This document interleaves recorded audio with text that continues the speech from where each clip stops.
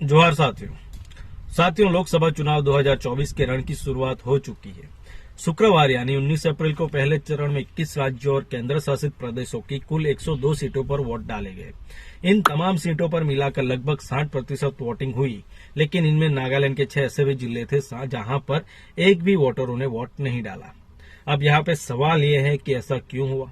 किस संगठन के कहने पर यहाँ के लोगों ने चुनाव का बहिष्कार किया? इस संगठन की मांग क्या है और क्या चुनाव आयोग ने संगठन पर कोई कार्रवाई की, एक्शन लिया? आज इन्हीं सब सवालों के जवाब ढूंढेंगे। चैनल सब्सक्राइब करना बाकी हो कर लीजिएगा, वीडियो को शेयर जरूर करें, लाइक करें और कमेंट में अपनी राय बताएं। नागालैंड के किन 6 जिलों में एक भी वोट नहीं पड़े उसकी बात करें तो नागालैंड के एकमात्र लोकसभा सीट के लिए शुक्रवार को मतदान हुआ। यहां वोटिंग परसेंट 57% ही रहा, जबकि 2019 के लोकसभा चुनाव में ये 83% था, यानी कि वोटिंग परसेंट में 26% के आसपास बड़ी गिरावट देखी गई। आपको बता दें कि नागालैंड के पूर्वी भाग में बसे 6 जिलों में मोन, ट्वेनसांग, लोंगलेंग, किफिरे, नोकलाक और सामतौर हैं। इनमें लगभग 4 लाख वोटर हैं, लेकिन उनमें से एक ने भी वोट नहीं डाला। दरअसल ईस्टर्न नागालैंड पीपुल्स ऑर्गेनाइजेशन यानी कि ENPO और कई आदिवासी संगठनों ने चुनाव के बहिष्कार और बंद का आह्वान किया था, जिसको यहाँ के लोगों ने फॉलो किया।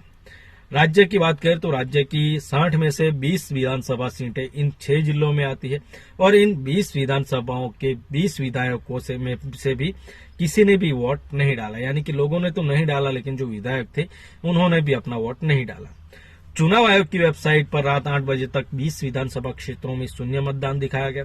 राज्य के कुल 13.25 लाख वोटरों में से 30% से अधिक इन 6 जिलों में हैं। अब ये जो ENPO है वो क्या है और उसकी मांग क्या है उसकी बात करें तो ENPO यानी कि ईस्टर्न नागालैंड पीपुल्स ऑर्गेनाइजेशन पूर्वी नागालैंड में आदिवासियों की सबसे बड़ी बॉडी है। ENPO पूर्वी नागालैंड को नागालैंड से अलग होकर एक अलग राज्य यानी कि फ्रंटियर नागालैंड क्षेत्र की मांग कर रहा है। ENPO 2010 से ही एक अलग राज्य की मांग कर रहा है। ENPO का दावा है कि नागालैंड के पूर्वी हिस्से में 6 जिलों मोन, ट्वेनसांग, लोंगलेंग, किफिरे, नोकलाक और सामतौर को वर्षों से भी सभी पहलू से में उपेक्षित किया गया है। इन 6 जिलों में मुख्य रूप से चांग, खियामनिउंगन, कोन्याक, फोम, संगतम, तिखिर और इमख्युंग जनजातियां निवास करती है।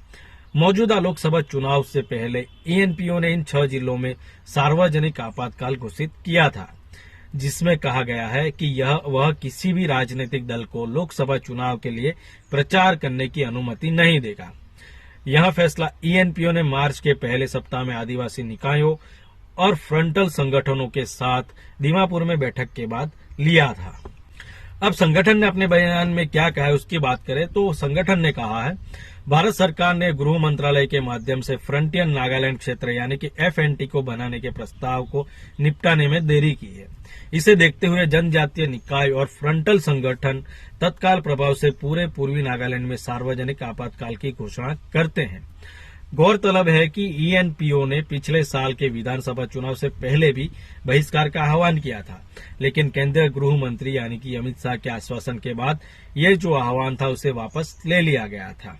अब यह जो फ्रंटियर नागालैंड क्षेत्र यानी कि नागालैंड से एक अलग राज्य की जो मांग हो रही है वो मांग कहां तक पहुंची है उसकी बात करें तो वैसे तो ENPO की मांग है कि वर्तमान नागालैंड राज्य से अलग होकर एक अलग राज्य फ्रंटियर नागालैंड बनाया जाए, लेकिन 2022 में सलाहकार यानी कि पूर्वोत्तर के जो सलाहकार थे AK मिश्रा, उनके नेतृत्व में केंद्रीय गृह मंत्रालय के प्रतिनिधियों ने एक वैकल्पिक व्यवस्था स्वायत्त क्षेत्र के लिए बातचीत की थी।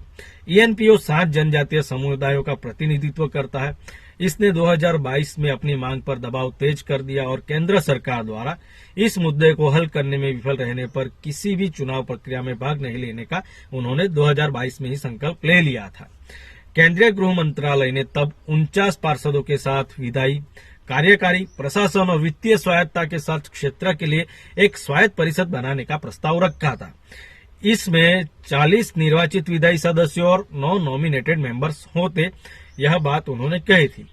हालांकि अभी इस पर सहमति नहीं बनी है और ENPO अभी भी नए राज्य की मांग कर रहा है, यानी कि जो स्वायत्त परिषद की बात की थी उसके पे बात नहीं बनी और ENPO नए राज्य की मांग कर रहा है।